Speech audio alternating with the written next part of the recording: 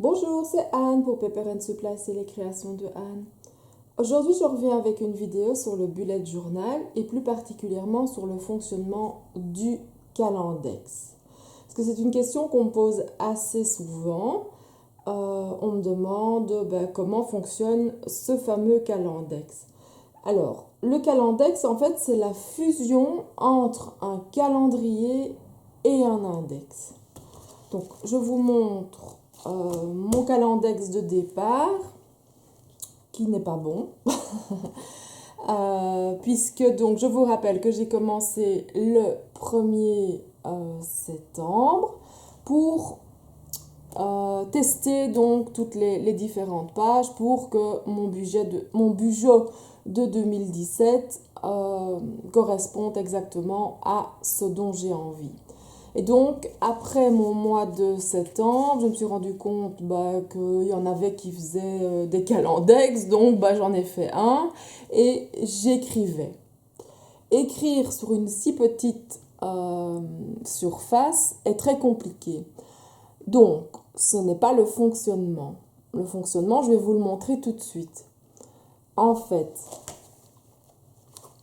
comme j'arrive à la fin de mon budget ici, donc fin septembre, il sera terminé. Donc j'en ai recréé un en attendant pour que je puisse indiquer mes futurs rendez-vous. Donc il reprend janvier, février, mars et avril.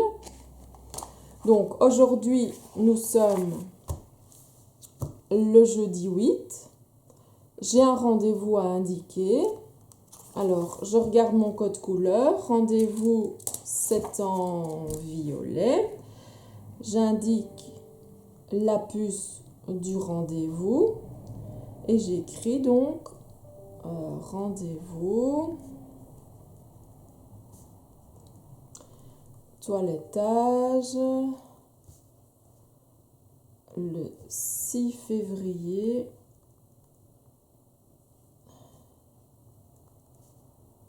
à 13 h. Et dans mon calendex, à la date du 6 février, j'écris le numéro de la page où se trouve le rendez-vous que je viens d'indiquer. Donc la page 110 que j'encadre.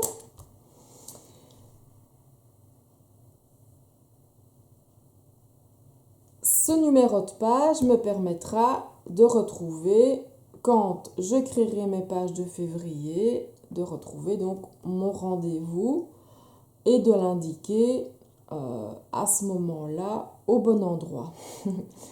Alors, je sais que ça peut paraître très complexe au départ, mais bon, tout est une question de rigueur et de temps d'adaptation.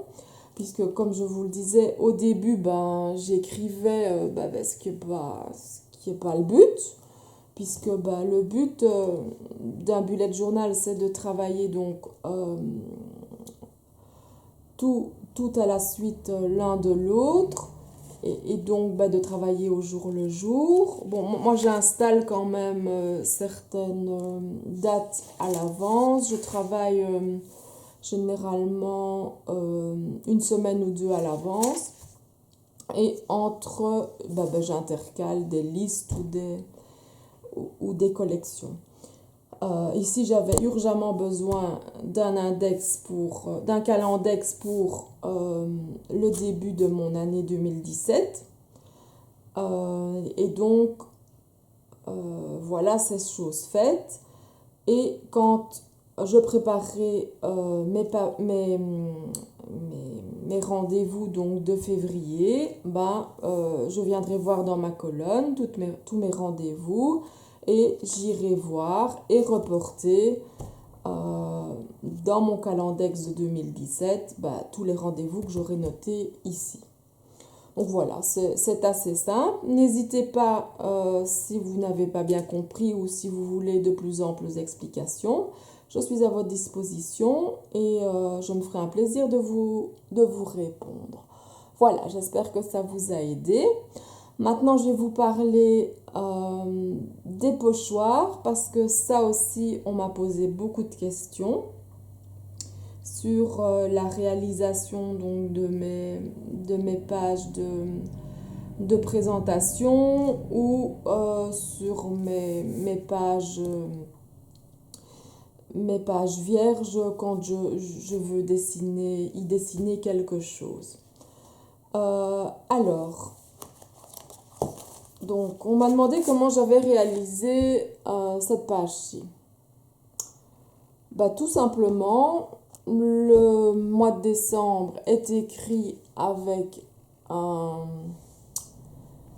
pochoir de lettrage,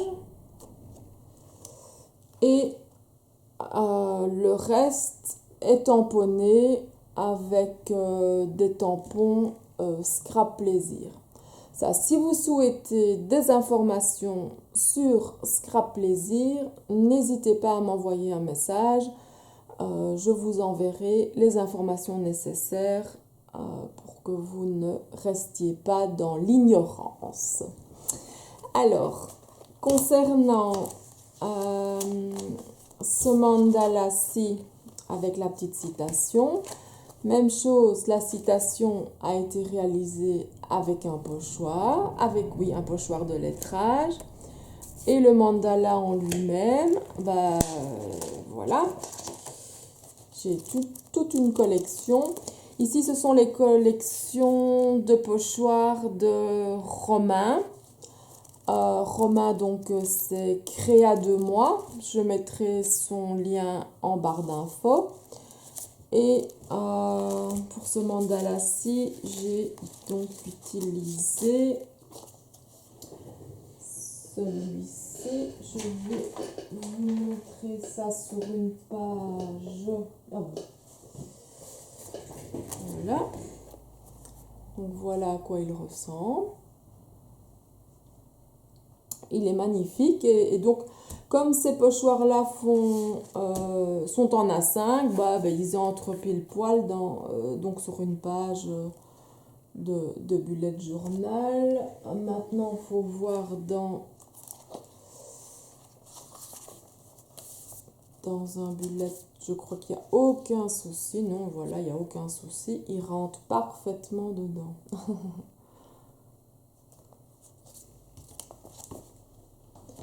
Donc voilà, il en a différentes collections, il y en a un peu pour tous les goûts. Ça, je vous invite à aller voir sur sa boutique.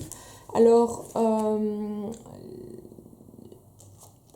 j'ai aussi sur ma boutique en ligne des pochoirs à lui. Regardez, s'il y en a qui vous intéressent, n'hésitez pas à les commander. Je prêche un petit peu pour ma chapelle. Sinon, il a un plus grand choix donc sur sa boutique à lui. Par exemple, voilà ici des petites fées qui sont adorables.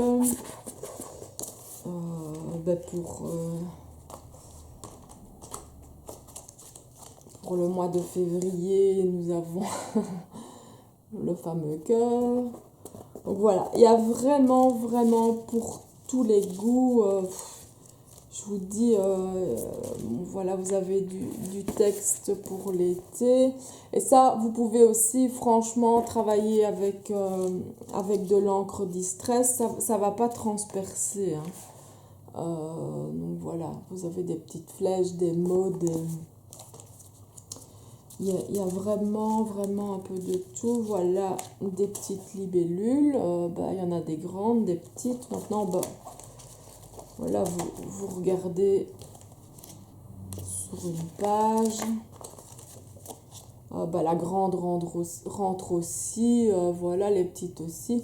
Et c'est toujours mignon, je trouve, quand on a un peu de place. Ça, je vous avais déjà montré cette page. Voilà, quand on a un peu de place, on ajoute des petits griffonnages. Pour celles qui ne savent pas dessiner, c'est toujours très pratique. Alors donc, il y a les pochoirs de Créa de moi. J'ai aussi les pochoirs, ça je voulais aussi montrer donc dans la vidéo précédente. C'est donc de Crafters Workshop. C'est avec celui-ci donc que j'ai créé mes pages sur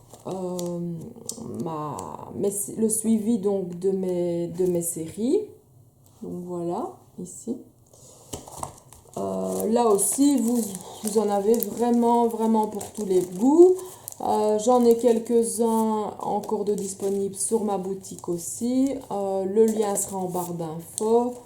Donc n'hésitez pas franchement à aller voir. Donc voilà, ça c'est pas mal aussi. Vous avez voilà toutes sortes de petites choses comme ça. Alors, il y a encore une autre marque avec laquelle je travaille. C'est la marque Easy Scrap, qui est plutôt donc une marque pour le scrapbooking européen, où donc ils font beaucoup de petites décos sur leur page. Mais donc voilà, dans le bullet journal, ça fonctionne très bien aussi. Donc voilà, vous avez les petits nuages quand il pleut. Ici, vous en avez un plus spécifique à Noël.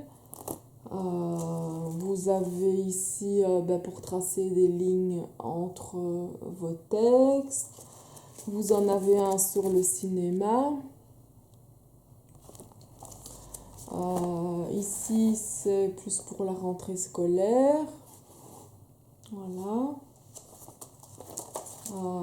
Pour dessiner toutes sortes de trucs, voilà, des carrés. Vous avez il y a des ronds. Bon, ils ont déjà bien été utilisés. Voilà, des volutes. Franchement, il y a un peu de tout. Voilà, d'autres volutes. Des fleurs. Donc voilà, ça s'adresse vraiment aux personnes qui ont un peu de mal à dessiner. Ça leur permet quand même de réaliser quelques petits décors et je trouve ça assez sympa. Donc ici, voilà, pour les fans de café ou de cappuccino, vous pouvez venir dessiner vos gobelets et vos tasses. Les petits papillons. Ici, différentes décos. Là, vous avez une plus grande feuille. Bon, à vous de voir. Fleurs. Si elle tombe donc sur un... Oui, il n'y a pas de problème non plus parce que ce sont des A5 aussi. Donc voilà, il n'y a pas de souci. Voilà ici un bouquet, pour dessiner des bouquets de fleurs. Donc voilà, je vous ai montré mes petits secrets de fioriture et de gribouillage. Et j'espère que ça vous aura aidé. Et n'hésitez surtout pas à me laisser vos messages. Je me ferai un plaisir à vous répondre, quel que soit le message. Voilà, je vous souhaite une bonne journée et à bientôt pour une prochaine vidéo. Au revoir!